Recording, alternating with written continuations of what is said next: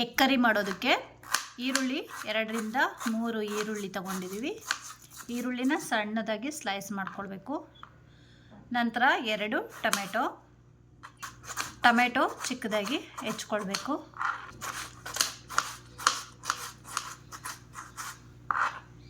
ಕೊತ್ತಂಬರಿ ಸೊಪ್ಪು ಸ್ವಲ್ಪ, ಹಸಿಮೆಣಸಿನ್ಕಾಯಿ 3ರಿಂದ 4 ಉದ್ದಕ್ಕೆ ಹೆಚ್ಚಿಟ್ಕೊಂಡಿರಬೇಕು.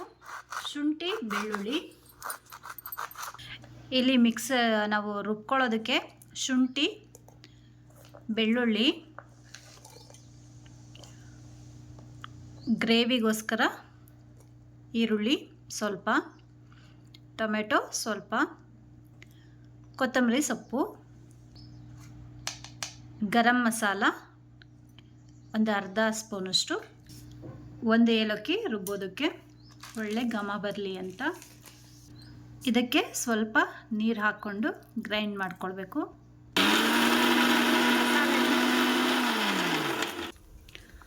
ಪೇಸ್ಟು ಈ ಹದಕ್ಕಿದ್ರೆ ಸಾಕು. ಸ್ವಲ್ಪ ತರಿಯಾಗಿ ರುಬ್ಕೊಳ್ಬೇಕು. ತುಂಬ ನೈಸ್ ಪೇಸ್ಟು ಮಾಡಬಾರ್ದು. ಮಾತ್ರ ತೋರಿಸು.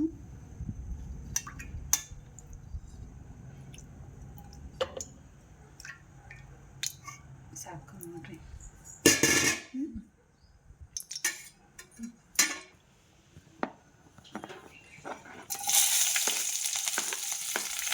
ಹಸಿಮೆಣಸಿನ್ಕಾಯಿ,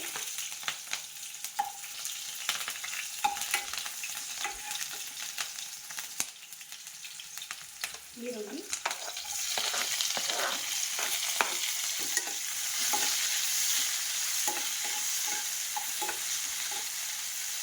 ಟೊಮೆಟೊ ಮಸಾಲೆ,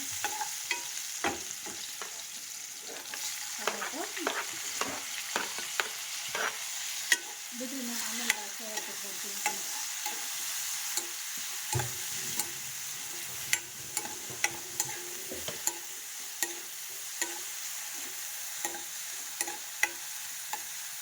ರುಬ್ಬಿರೋಂಥ ಮಿಶ್ರಣನ ಹಾಕಬೇಕು.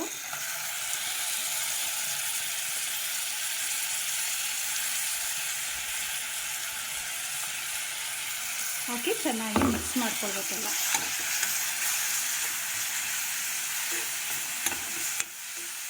ನೀನು ಯಾವ ಥರ ಮಾಡೋದು ಖುಷಿ? ಇದೇ ಥರ ಮಾಡ್ತೀನಿ ಅಕ್ಕ. ಚೆನ್ನಾಗಿರುತ್ತಲ್ಲ. ಚೆನ್ನಾಗಿರುತ್ತೆ. ಸ್ವಲ್ಪ ಅರಿಶಿನ ಹಾಕಬೇಕು. ರುಚಿಗೆ ತಕ್ಕಷ್ಟು ಪುಡಿ ಉಪ್ಪು ಹಾಕ್ತಾಯಿದ್ದೀನಿ. ಖಾರದ ಪುಡಿ 1 ಸ್ಪೂನು. ಮೊದಲೇ ಮೊಟ್ಟೆ ಎಲ್ಲ ಬೇಯಿಸಿ ರೆಡಿ ಮಾಡಿ ಇಟ್ಕೊಂಡಿರಬೇಕು. ಇಲ್ಲಿ ನಾವು ಗ್ರೇವಿ ಎಲ್ಲ ಹಸಿ ವಾಸನೆ ಎಲ್ಲ ಹೋಗುವಷ್ಟೊತ್ತಿಗೆ ಮೊಟ್ಟೆ ರೆಡಿ ಇದ್ದರೆ ನಾವು ಹಾಕೋದಕ್ಕೆ ಈಸಿ ಆಗುತ್ತೆ ಮತ್ತು ಬೇಗ ಆಗುತ್ತೆ. ಗ್ರೇವಿ ಅನ್ನೋದು ತುಂಬ ಸಿಂಪಲಾಗಿ ತುಂಬ ಟೇಸ್ಟಿಯಾಗುತ್ತೆ. ಮೊಟ್ಟೆ ಮಧ್ಯಭಾಗದಲ್ಲಿ ಒಂದೊಂದು ಲೈನ್ ಹಾಕ್ಕೋಬೇಕು. ಹಾಕ್ಕೊಂಡ್ರೆ ಮಸಾಲೆ ಎಲ್ಲ ತುಂಬ ಚೆನ್ನಾಗಿ ಹಿಡಿಯುತ್ತೆ. ಹಾಗಾಗಿ ಮೊಟ್ಟೆ ಎಲ್ಲ ಭಾಗಕ್ಕೂ ಒಂದೊಂದು ಲೈನ್ ಹಾಕ್ಕೊಳ್ಬೇಕಾಗುತ್ತೆ. ನಿಮಗೆ ಇಲ್ಲ ಬೇಡ ಅಂದರೆ 2 ಭಾಗ ಮಾಡಿ ಮೊಟ್ಟೆನ ಹಾಕ್ಬೋದು. 2 ಭಾಗ 4 ಭಾಗ ಎಲ್ಲ ಮಾಡಿ ಹಾಕ್ಬೋದು, ಚೆನ್ನಾಗಿರುತ್ತೆ. ಫುಲ್ ಮೊಟ್ಟೆ ಬೇಕು ಅಂದರೆ ಹಾಗೆ ಒಂದೊಂದು ಲೈನ್ ಹಾಕಿದ್ರೆ ಸಾಕು.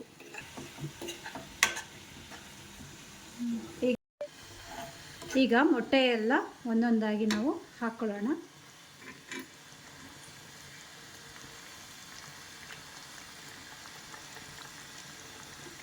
ಮೊಟ್ಟೆ ಎಲ್ಲ ಹಾಕಿ ಒಂದು 2ರಿಂದ 3 ನಿಮಿಷಗಳ ಕಾಲ ಬಿಟ್ಟರೆ ಸಾಕಾಗುತ್ತೆ.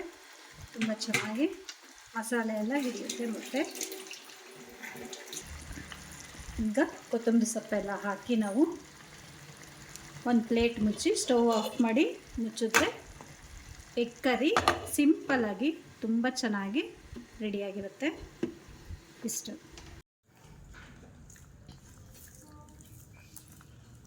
ಉಪ್ಪು ಬೇಕಾ?